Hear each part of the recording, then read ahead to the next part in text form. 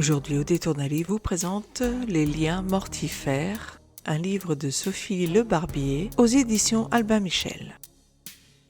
Qui a tué la ravissante Ingrid et pourquoi ? Sa sœur Léonie, psychologue trentenaire, aussi vive que névrosée, tente de comprendre. En parallèle, Fenneto, une commandante de police atypique, légèrement allumée mais redoutable, mène l'enquête officielle. Léonie est psychologue. Cela fait 1 an qu'elle n'a pas vu sa sœur et quand celle-ci lui envoie un message lui demandant de la retrouver, elle se rend à l'invitation. Mais là, elle va découvrir un bébé de 1 mois, mais pas de sœur. Où est donc passée Ingrid ? Personne n'a de ses nouvelles, pas plus son amie d'enfance que son mari avec lequel elle était séparée depuis plus d'1 an, ni leur mère Laurence, prof d'histoire. Léonie fait alors appel à Fenneto, une flic proche de la retraite, pour mener l'enquête.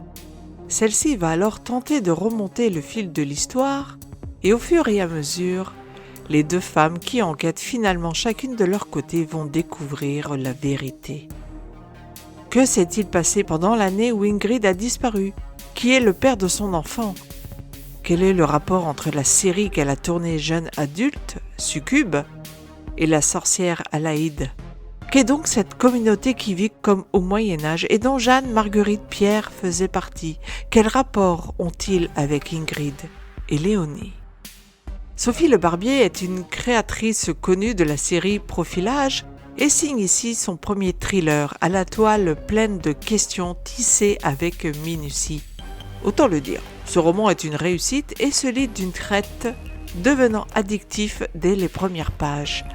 On suit ce duo d'enquêtrices, la psy et la flic, chacune de leur côté, et avec elles, on se laisse emmener dans l'histoire d'Ingrid, d'Alaïde et de Marguerite. C'est une histoire de femmes qui nous est contée avec un destin qui s'enchevêtre inexorablement et n'en finit pas de se croiser et de se recroiser sans jamais être connues l'une de l'autre, et ce jusqu'à la fin. D'un côté, on suit Léonie, de l'autre, on se retrouve plongé dans une communauté médiévale sans jamais savoir très bien dans quelle époque le lecteur navigue. Sophie Le Barbier a réussi à entremêler légendes, histoires, sorcellerie, communauté, le passé, le présent et le futur, en nous prenant comme passagers sans jamais nous laisser sur le bas-côté.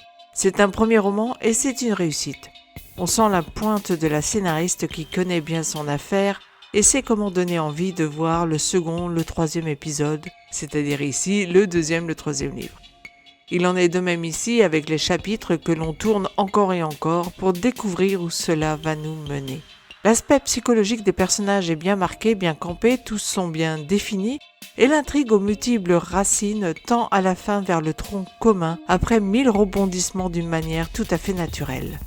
La partie de surnaturel pourrait en déranger certains, mais elle permet aussi de donner une couleur nouvelle au thriller classique sans devenir pompeuse et irrationnelle pour autant.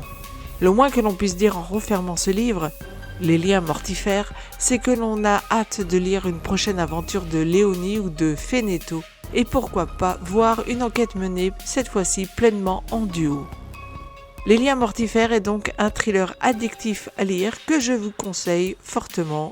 Un livre auquel j'ai mis donc la note de 5 sur 5. Si vous avez aimé cette chronique, n'oubliez pas de mettre un pouce vers le haut, de vous abonner à la chaîne si ça n'est déjà fait, de me dire vous-même si vous avez lu le livre et ce que vous en avez pensé ou si vous comptez le lire. Et moi je vous dis à très bientôt pour une nouvelle lecture sur audétourdunlivre.com.